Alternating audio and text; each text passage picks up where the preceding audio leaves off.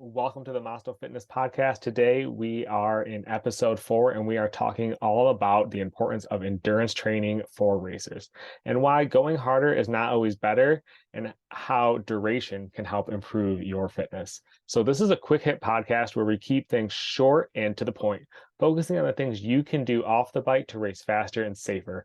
At Masto Fitness, we work with racers remotely in the real world.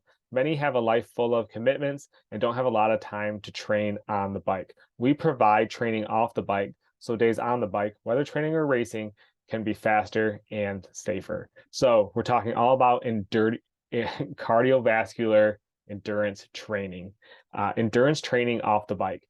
And what I mean by that, this could be multiple types of training. This can be cycling, rowing, running, swimming. It's less important about the sport and more important about how you do that sport, the intensity zones you use, the durations you do. So I would say at Masto Fitness, our most popular is cycling, followed by rowing, and then running. And really, the popularity of those with the athletes we work with, I would say, would just be what they have access to in the sports they enjoy.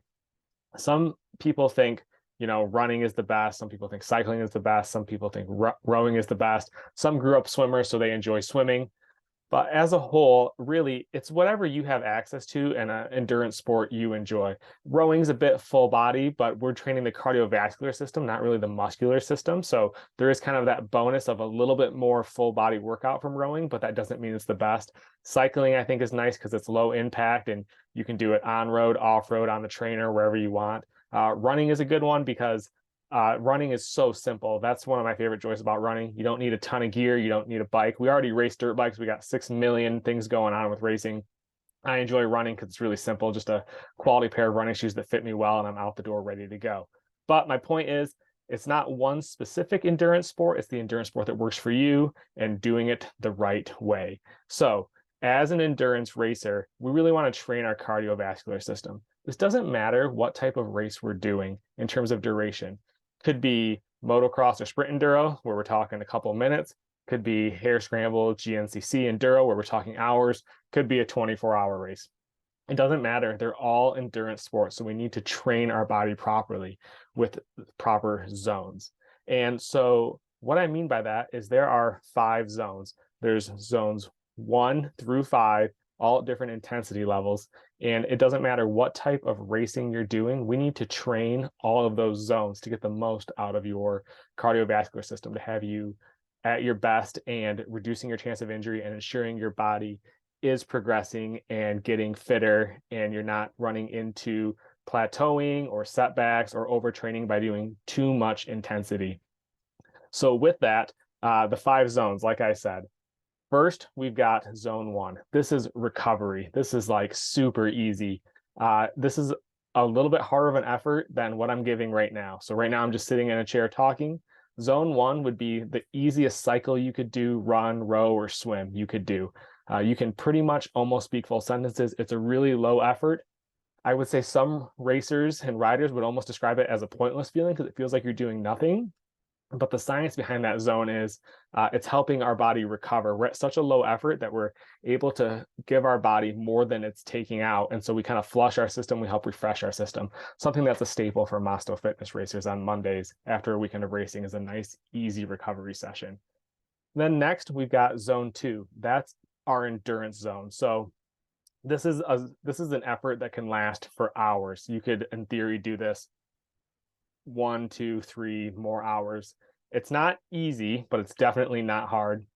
You can speak a couple of words at a time, and we'll talk a little bit more about the importance of zone 2 in a minute here.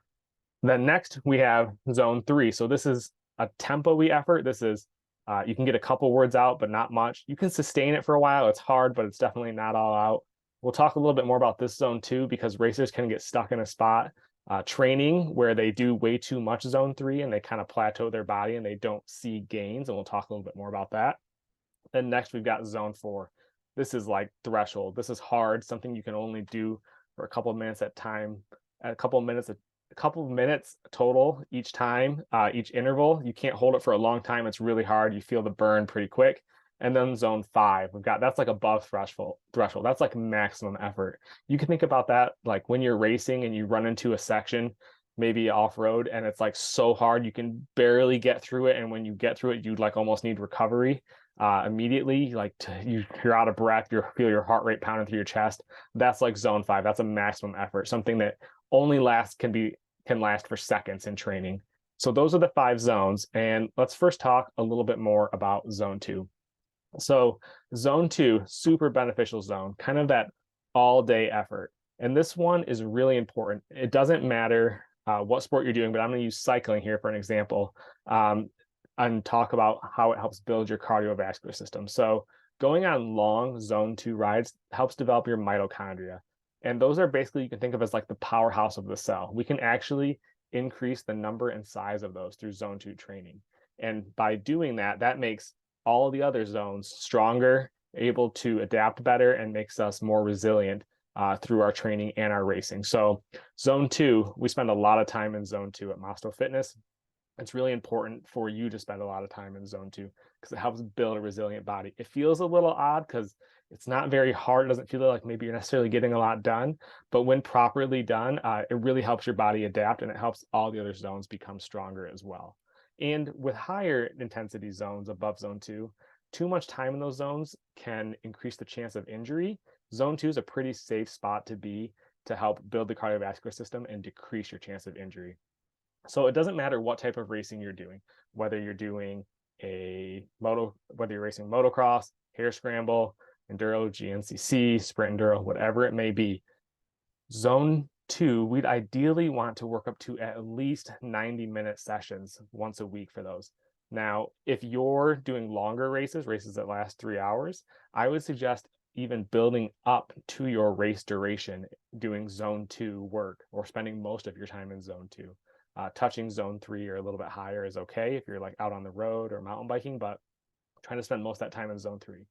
And then I would go even further to say, if you're a racer who doesn't get a ton of seat time on their dirt bike, and you're gaining most of that long ride fitness, that long training fitness through cycling, I would suggest going up to your race duration to help build your fitness, because that's really going to help you on race day. Having that really good, strong base, that good zone 2, and those mitochondria are definitely going to help us on race day. So just something for you to think about when you're looking at your time, how you can split up time, how you can get cardiovascular working without being on your dirt bike. Maybe you don't get the opportunity like you always wanted to. I know for me, I get to ride a decent amount, but it's never as much as I would ideally want. So I definitely get a lot of my fitness through off the bike training. So really think about that time in zone 2. Now, next, zone 3. This is the one that I think many racers and athletes in general can get trapped in if you're not careful. If you're just going out and just trying to do like a hardish workout every day, that's kind of like you're spending a lot of time in zone 3. And we call that gray zoning. So you're going fairly hard, but not all out. So you're definitely not zone 2, and you're definitely not zone 4. You're just zone 3. You're like medium effort. You could go harder, but you're not all out. You feel like you're getting a good workout. So you feel accomplished at the end of the session. But what happens is you keep doing sessions like that time and time again, and our body plateaus. It's not able to adapt. Our body does really well with polarized training, hard efforts, easy efforts, proper times and proper zones. And too much time in zone 3 can have us plateauing. So what often happens is athletes will go out and do just a zone 3 session, go out on the mountain bike, do a hard hour, get on their trainer, or row, just do like a pretty hard hour. And it feels good. But what happens is it feels good in the sense that you felt like you accomplished something. But then what happens is we do that time and time again. We're not doing enough low intensity. We're not doing enough high intensity. We're stuck right in the middle, and our body's not able to adapt. So making sure we spend time in all the zones, doing those really easy sessions, doing really hard, quick intervals, all help us adapt and become a stronger, more resilient athletes. So be really careful with that zone 3, that couple words at a time, because that can get you in a trap where you feel like you're accomplishing something, but you won't actually really see any fitness gains. And like all of us, our goal is to race faster on race day. So think about that when you're training off the bike. Make sure you're getting the easy and the hard. It all adds up and definitely pays dividends in our fitness that we're able to translate to racing. So that's the basics of zones. I really feel like the key takeaway here is we want to spend a lot of time. Zone 1, zone 2, sometime in zone 3, very little in zone 4 or 5. With higher intensity comes a higher chance of injury, and we want a really strong, resilient body. And we're going to get that through zone 1 and zone 2 work mainly, and then start to kind of sprinkle in the efforts in the